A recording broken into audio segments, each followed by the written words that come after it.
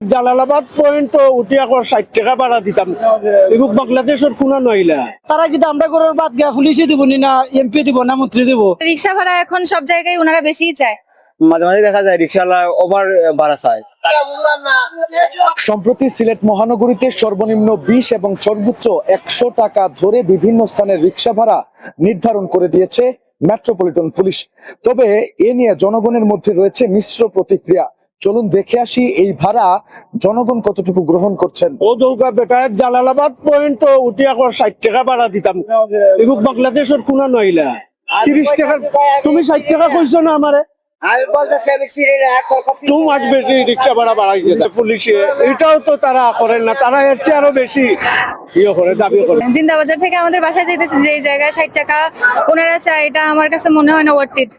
এটা কমানো উচিত ছিল। যে হ্যাঁ, কমানো উচিত। আর হচ্ছে রিক্সা ভাড়া এখন সব জায়গায় ওনারা বেশিই চায়। না এইবার তো আমরা মানি না, এটা পারা হয় না।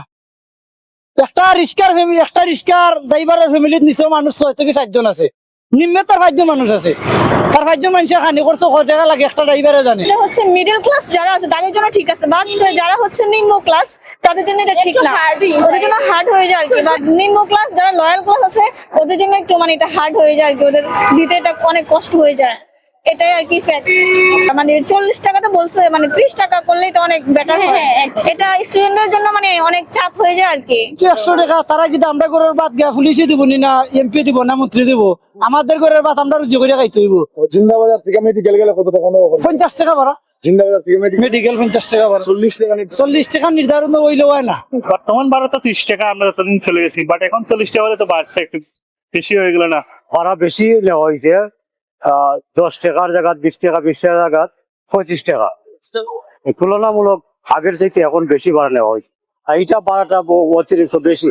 জিন্দাবাজার থেকে চুয়াটা এটা বেশি ভাড়া। তো প্রশাসনে যেহেতু বালা যেটা মনে করছেন তারা এটা নির্ধারিত করতেন, নির্ধারিত যেটা এটা বালা, কিন্তু অতিরিক্ত ভাড়া নেওয়াটা এটা ন্যায্য নয়। সেই ভাই স্টুডেন্ট যারা লাগে এটা এফোর্ড করা পসিবল নয়। বাট আমরা তো ফ্যামিলি থেকে টাকাটা নিয়ে আমরা চলাফেরা করে থাকি। মাঝে মাঝে দেখা যায় রিক্সাওয়ালা ওভার ভাড়া চায়, তখন দেখা যায় আম্বখানা থেকে জিন্দাবাজার কেন মেবি 30 টাকা ভাড়া নেয়, কোনো সময় তারা 40 টাকাও চায়। আমরা যদি 20 টাকা দেয় তখন তারা চার্জ করে 30 টাকা। প্রথম তোলার সময় কইবো যে আপনারা যেমন চাই দিয়েন, পরে তারা চার্জ করে লাগে। রিক্সাওয়ালারা তো 20 টাকা তারা লাগে মনে করে কম, 20 টাকাও মনে করে কম, তারা ওভার চায়। প্রথমে রিক্সা তোলার সময় কইবো যে আমরা মামা যেমন চাই দিয়েন, পরে আমার সময় তারা তো চার্জ করে দেখা যায় যে এটা না দিলে হইতো না, যেমন 30 টাকা তারা চার্জ।